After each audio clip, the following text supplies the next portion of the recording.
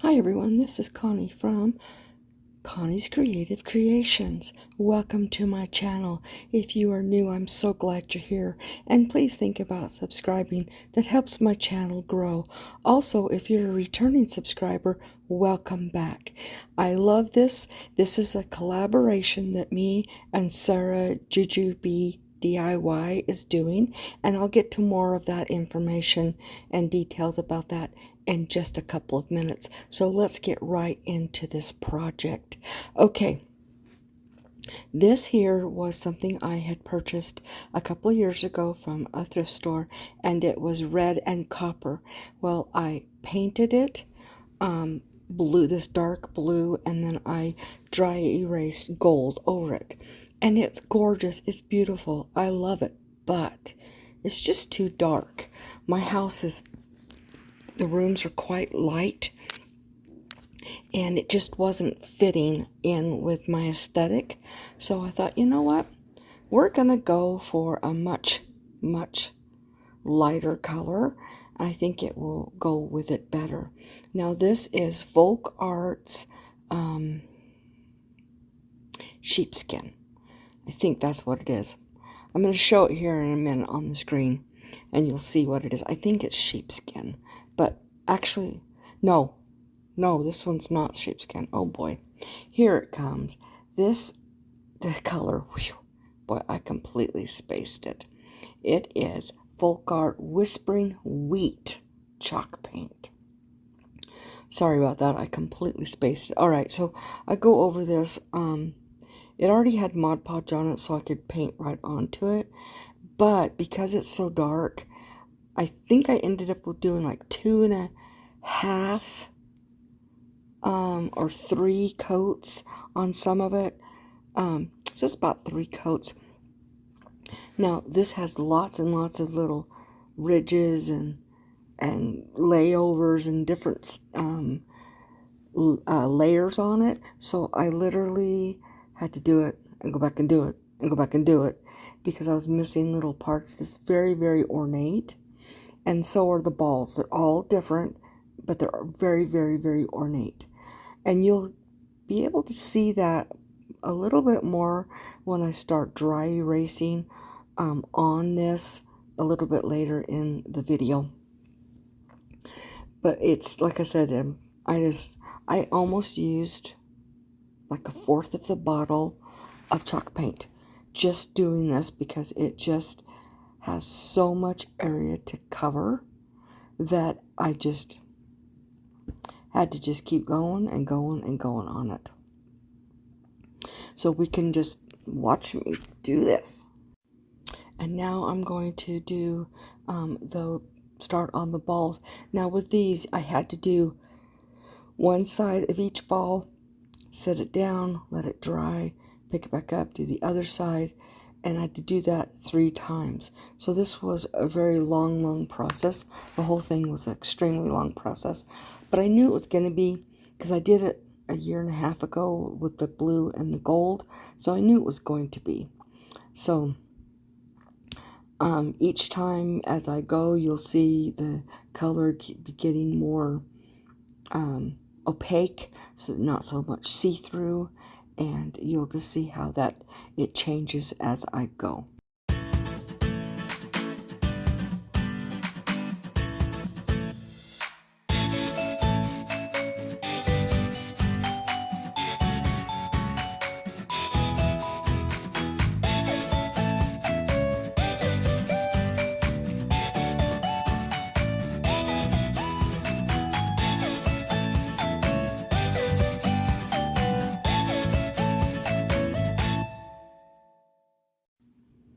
Okay, now I'm doing that second coat on the top inside the bowl, and then I'm going to start on the second coat on the one side of the balls. Now, the inside of this looks really good, and that's part of the reason why I said it looks 2.5, because that part I really didn't have to touch much, a very tiny bit, but not a lot.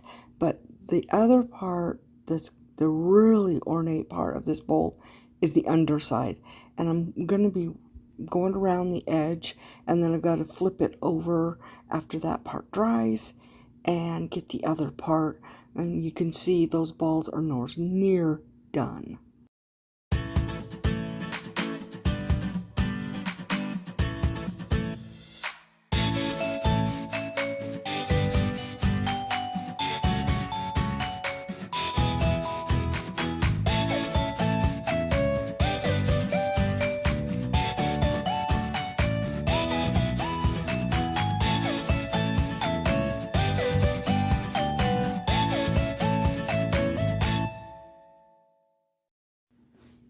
Okay, with now all of the balls in the bowl covered with the 2.5 coats, now I'm taking that folk art chalk paint in Sheeplessly Me, or I think it's Sheeplessly Me, I can't remember, but I can put it in the description box, and I'm just dry erasing it, and you can see the detail in this bowl. It's amazing, as well as the balls, and just the dry brushing really makes it pop.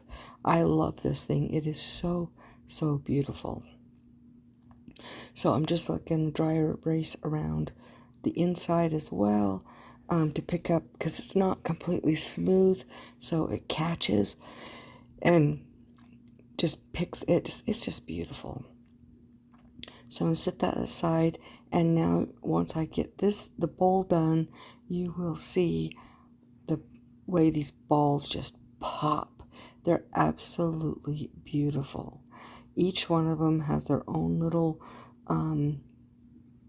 design, and because I'm dry brushing, I don't have to worry about them like sticky, because they're pretty much dry. And then after these are all done, then I'm going to grab Mod Podge and completely coat them. That will help keep any paint from chipping or anything, because I have a husband and a grandson who thinks it's quite amusing to play with these, rolling them across the floor. My heart just goes, ah! I just go crazy, but oh well. But that's why I put the Mod Podge on them. Plus, I can always repaint them if it ends up being, but I really love the way these turned out. You can just see how beautiful they are, with all of this detail just popping up. And then of course I'm going to cover them with Mod Podge, and then this project will be done, and we'll move on to the next project.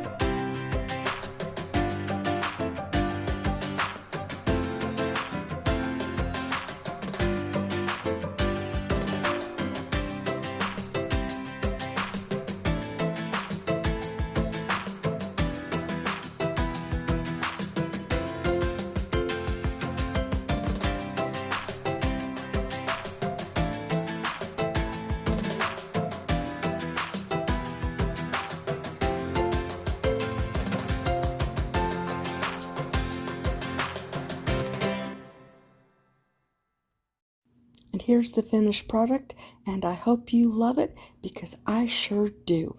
Alright, let's get to this information. So today, this collaboration is called Whimsical Farmhouse Country Cottage Dining Room Table Decor Collab.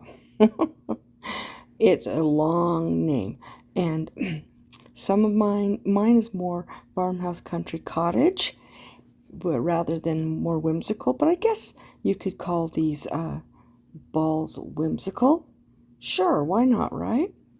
All right, let's like I said, I'll have the link to Sarah's video in my description box. You're going to want to go down, check it out, tell her I sent you, and see what she comes up with. Okay, this is a bird cage I've had for a few years, and I just sat it on my table and didn't really have anything in it.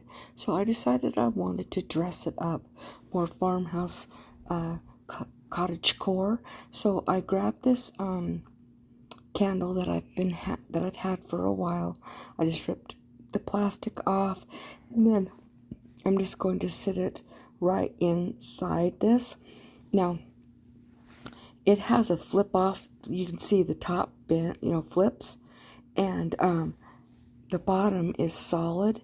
So I went ahead and I cut some floral foam, and I stuck it down in the sides because I didn't want to do a circle and then cut a hole for the candle. So instead I just cut up pieces and just stuck them down all the way around so that it's tight in there.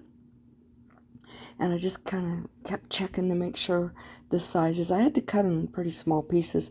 I didn't want them sticking up above the white part of the bottom. So I just started putting them in there, and I got it where they were really tight.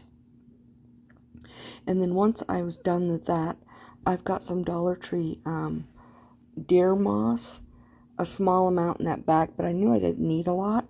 So I went ahead and put that in on the top. Now, I'm not using any hot glue or anything because I wanted to make sure that if I want to, I can take this apart and change it. So like I said, I'm just sticking that deer moss right down in there.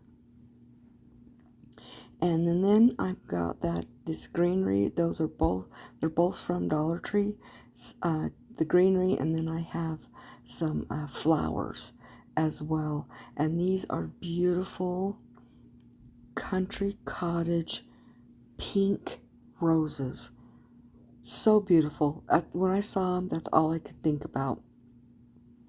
So I'm just going to cut these, and I kind of stick them down in there, and then I end up pulling some of the leaves sticking out. I wanted it very, very, I guess, whimsical. Or cottagey. I just wanted it really not so perfect. I wanted it to be very, almost, I don't know if I'd say disheveled, but kind of. I just wanted it to be beautiful, and I think that that's what it ended up being. So here I am. I'm just making sure, seeing if I want any more of that. And this pick had 5 roses, but for some reason I only had 4, so I might have lost one, and it's around here somewhere, but 4 was plenty for this small bird cage. And so I'm just cutting. I didn't want the stems too long because I didn't want them sticking above the candle, and I wanted them to be below, more of a ring around it, even though it is down into a bird cage. So I'm just sticking those in there, and then I closed it, and I thought, you know what, this needs one more thing. So I had this little butterfly that came from another pick from the Dollar Tree, and I'm just going to, it's kind of short, so I stick it on one of the wires from one of the flowers, and I'm just going to stick it on the end of there. And then it's a little too tall, of course, and I'm kind of measuring it, and so I end up trimming it so that it fits, so it looks like it's getting ready to land right on the top of that candle. And then this project is done, and I hope you guys really, really enjoy it, because I sure did enjoy it a lot. Okay, so I'm going ahead and getting that butterfly in there and hooking that on, and then just kind of looking at it and seeing exactly where I wanted it. And this is when I start pulling out a bunch of the leaves, so they're kind of sticking out. I didn't want it all contained in that bird cage.